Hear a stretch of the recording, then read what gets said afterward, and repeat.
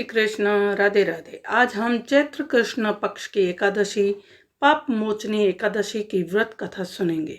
जैसा कि पिछली कथा में हमने फाल्गुन शुक्ल एकादशी का माहात्म्य सुना था, अब हम पाप मोचनी एकादशी का माहात्म्य भगवान श्री कृष्ण के मुखारविंद से सुनेंगे।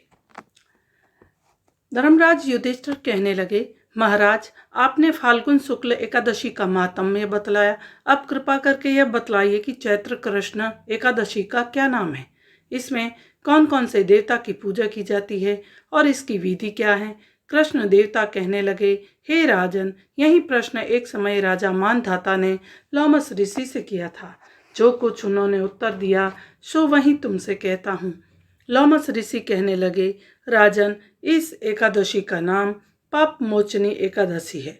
अब मैं इसकी कथा कहता हूँ, सुनो।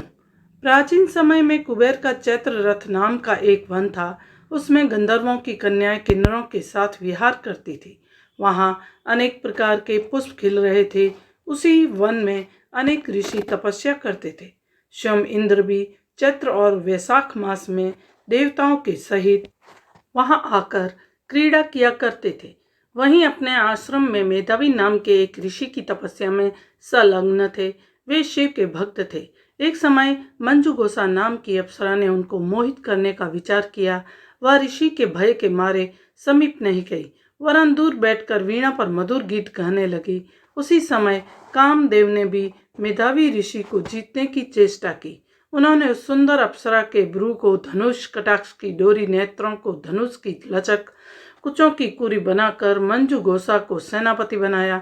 उस समय मेधावी ऋषि भी युवा और हष्टपुष्ट थे, साथ ही यज्ञोपवीत तथा दंड धारण किए हुए ब्रह्म तेज से युक्त थे।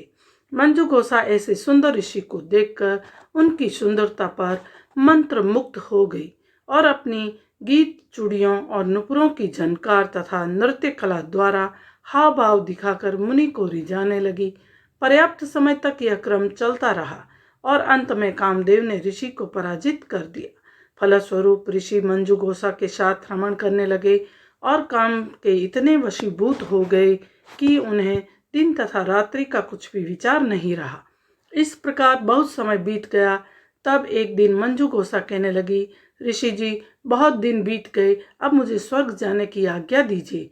मुनि ने कहा, आज इसी संध्या को तो आई हो, प्रातः काल होने तक चली जाना। मुनि के ऐसे वचन सुनकर अप्सरा कुछ समय तक और रुकी। अंत में उसने पुनः मुनि से विदा मांगी तो मुनि कहने लगे, अभी तो आधी रात ही हुई है।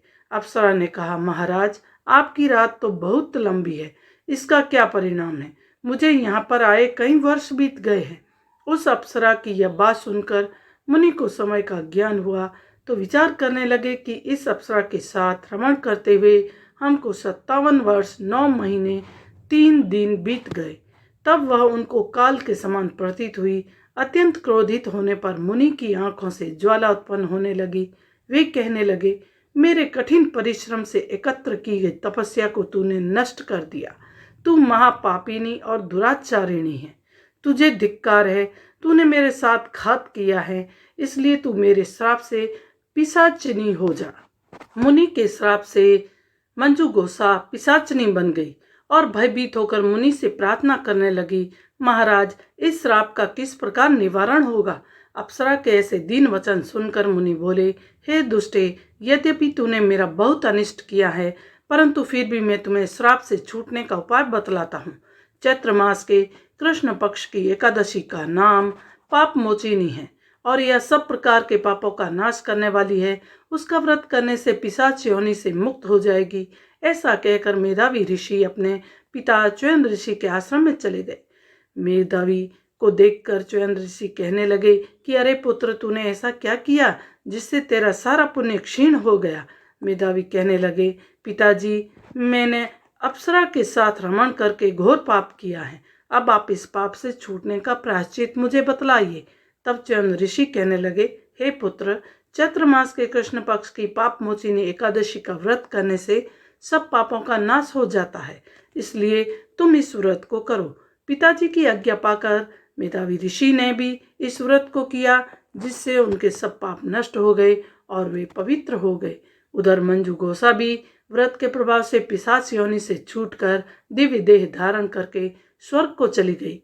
लोमस ऋषि कहने लगे, हे राजन, पाप मोचिनी एकादशी के व्रत को करने से सब पाप नष्ट हो जाते हैं। इस कथा को पढ़ने या सुनने से 1000 गोदान का फल प्राप्त होता है तथा व्रत से ब्रह्म हत्या, गर्भपात, बाल हत्या, सुरापान, स्त्री से प्रसंग आदि सब पाप नष्ट हो जाते हैं।